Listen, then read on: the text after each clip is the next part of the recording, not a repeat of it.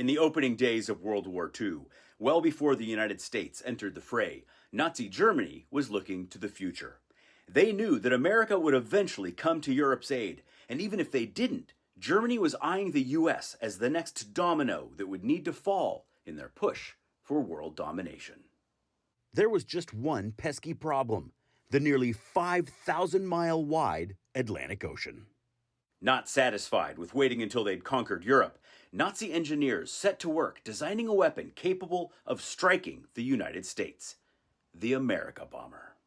The rocket plane, known as the Silver Bird, was the brainchild of Eugen Sanger, an engineer who designed it to be launched from a rocket sled affixed to a 2-mile-long track.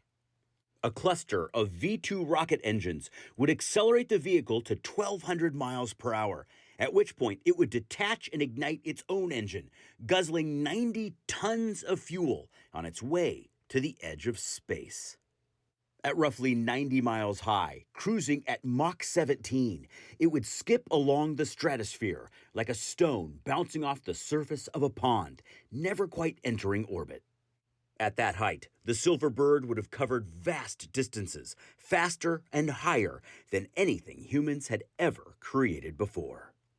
Once over the continental United States, it would drop 4 nuclear bombs on targets like New York City or Washington, D.C., completely out of the range of anti-aircraft guns or fighters.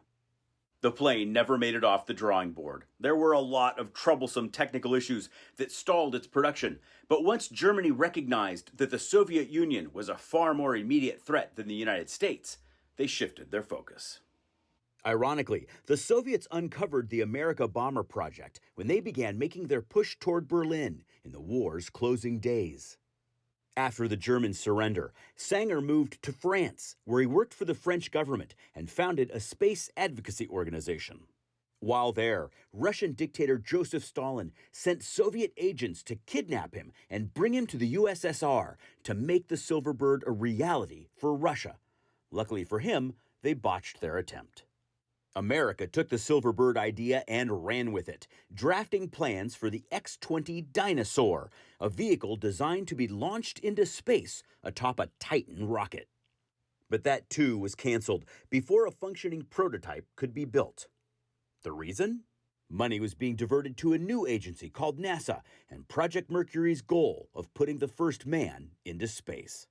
The closest the Silver Bird ever came to reality was a little thing called the Space Shuttle, which, for obvious reasons, the Soviets were convinced was designed as a space bomber. Stay curious, my friends.